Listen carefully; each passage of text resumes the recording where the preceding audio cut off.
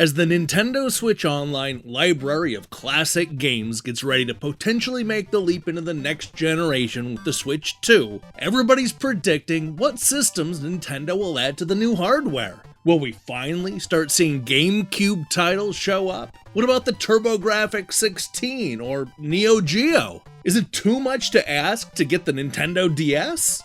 Honestly, I hope that all these classic consoles find their way to Nintendo's next system, but I'm here today to make the case for a piece of hardware that just never gets brought up in the discussion.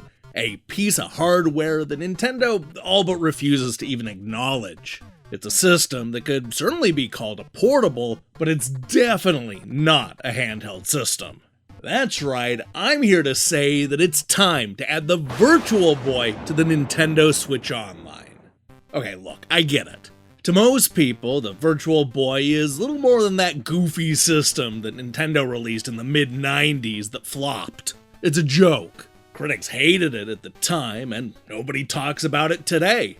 If you do see it mentioned at all, it's usually on one of those lists of the worst consoles of all time. It has a bad reputation, and even Nintendo has seemingly gone out of its way to pretend that the system just never existed. The Virtual Boy is basically the weird uncle that never gets invited to Thanksgiving because he makes everybody uncomfortable.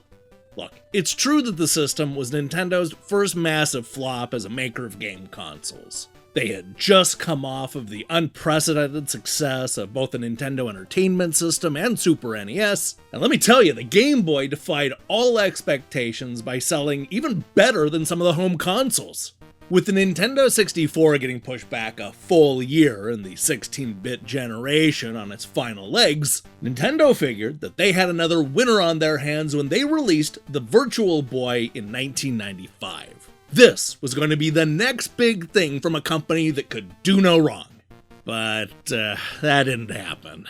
Despite being developed by the great Gunpei Yokoi, the man behind the Game Boy, the Virtual Boy flopped. It flopped hard. It failed to sell even 800,000 units between the United States and Japan, with Nintendo never even bothering to release it in Europe. Only 14 games were officially released in North America, with the last one coming out a mere 7 months after the system launched. With retailers quickly giving up on the Virtual Boy, Nintendo was forced to admit defeat and discontinue the misguided portable. Of course, there were signs that the system wasn't going to do well. Even before the Virtual Boy launched in the US, there were reports of Japanese gamers returning their systems. The media had been confused and skeptical of the system right up to the launch, with Next Generation using the word baffling to describe the situation on multiple occasions. When I went to the Winter Consumer Electronics Show in 1995, I saw the befuddlement firsthand.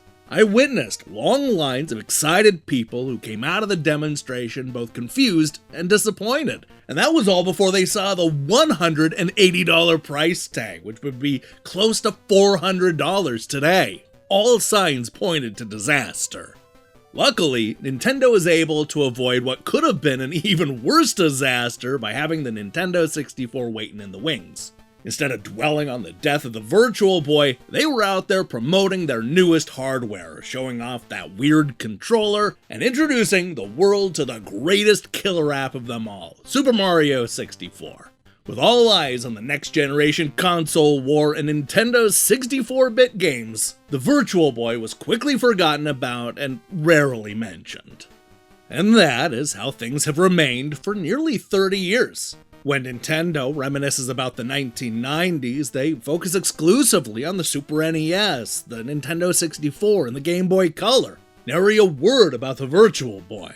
They haven't remade any of the games, released them in compilations, or even made them available for purchase on any of the virtual consoles. Not even the one on the 3DS, which would be the one system that could have approximated the unique 3D look. Worst of all, calls to release the Virtual Boy Mini like the NES and Super Nintendo have fallen on deaf ears. Nintendo simply doesn't want to acknowledge the Virtual Boy. That's sad and a little unfortunate. As we near the 30th anniversary of this much maligned system, I can't help but feel like it deserves better. No system, no matter how bad it was, deserves to be completely forgotten about. And that's especially true for a system like the Virtual Boy, which was simultaneously way ahead of its time, but also painfully of its time. Now, 3 decades after the system first came out, it's time for games like Tellero Boxer, Mario, Clash, and Jack Bros to break free of Nintendo's prison and finally be reevaluated by a whole new generation of gamers. Look, I get it. I know it's not a popular opinion, but it's time for Nintendo to add the Virtual Boy to the Nintendo Switch Online. Now, I know you're thinking, are those games in 3D? Won't all of that be lost on the Switch? Unfortunately, the answer is yes. Unless the next generation Switch throws us for a loop and goes the 3D route, some of the uniqueness of the Virtual Boy will probably be lost. But come over here, come in close, because I got a secret for you. Most of these Virtual Boy games are just as good in 2D. If you've watched the gameplay footage on YouTube or played any of the games on an emulator, then you already know that removing the 3D gimmick doesn't actually ruin the fun. Actually, it might even be a good thing because it won't hurt your eyes like the real Virtual Boy. And hey, if you own one of those 2DS's, you already know that Nintendo isn't afraid to completely remove the 3D gimmick in order to get more people to play their games. Best of all, the technology in modern emulators could even allow these games to look sharper than ever before. Just imagine being able to choose the colors and display options. It could do for the Virtual Boy what the Super Game Boy did for Gunpei's previous handheld. Even though the colors were limited, it was so much fun revisiting those classic Game Boy games in a whole new way. And the same could be true with the Virtual Boy. Look, I can't promise that all the Virtual Boy games are going to be good. In fact, a good chunk of them kinda suck. But even the bad games end up sucking in an interesting way. I say that instead of dwelling on a few crummy games, focus on what you could get. There's the whole Wario Land game that you've probably never even played before. And don't forget about Nestor's Funky Bowling, a game featuring a cartoon character created for Nintendo Power. There are also some interesting puzzle games and sports games, as well as Galactic Pinball. Let me tell you, the 14 games cover a lot of ground.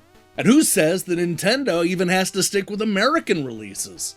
There are a bunch of games from Japan that don't need a ton of localization to be playable in the rest of the world. There's a second Tetris game, fishing simulators, a Space Invaders game, and that's right, more bowling. So much bowling! And hey, maybe if they get really desperate, Nintendo will finally give us Westerners a port of Innsmouth no Yakata, a first-person horror game from B-Top. I mean, if we can finally get those Starfy games after all these decades, maybe there's a chance we can get our hands on those weird Japanese Virtual Boy games that are selling for so much on eBay. But hey, even if getting a port of Innsmouth no Yakata is probably a pipe dream, I really do think it's about time for Nintendo to not just acknowledge the Virtual Boy, but also to honor its place in history. Yeah, it wasn't a huge success. So what? It'd be interesting to hear Nintendo talk about the lessons they learned from releasing the system and how it changed their plans going forward. Let's hear the stories from the development and how they chose to market the system. This was Nintendo's first big failure, and that story alone should be told. And not just because I'm curious about the inside story, but also for the legacy of Gunpei Yokoi, who would sadly pass away just 1 year after seeing his creation discontinued. This is the guy that gave us the Game & Watch, the Zapper, the Super Scope, and of course, the Game Boy. I mean, he's literally credited as the creator of the D-pad. Gunpei was a genius, and I hate that there's a big chunk of his legacy that just never gets talked about, especially by Nintendo. Look, I get it. Nintendo adding the Virtual Boy to the Nintendo Switch Online would probably be met with a lot of jokes and derision, especially on social media. I can already picture Kotaku's snarky headline calling it the Nintendo system nobody asked for, getting ports that nobody wants. But honestly, that's just the nature of modern game journalism. As somebody who genuinely cares about game preservation, I want to see these Virtual Boy games find a new home and audience. They need to be released from Nintendo's jail. They did nothing wrong. Not all of them are great, but they're fun and weird and forward-thinking in a retro-futurism sort of way. It'd be the perfect reminder of a time when Nintendo was all about experimentation and innovation. And that, more than anything else, is why Nintendo has to add the Virtual Boy to the Nintendo Switch Online. Hey, thanks for watching me beg Nintendo for some Virtual Boy games.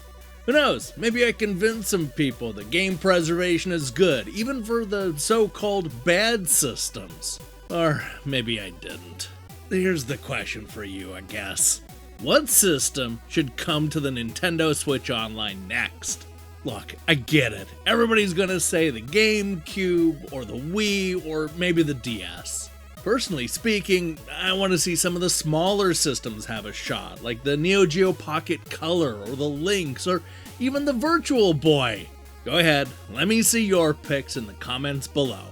In other news, I'm going to be relaxing this weekend, but we're going to hit next week with a bunch of reviews. I sure hope you're ready. While you wait for that, I strongly recommend you click that subscribe button and support what we're doing here. Until then,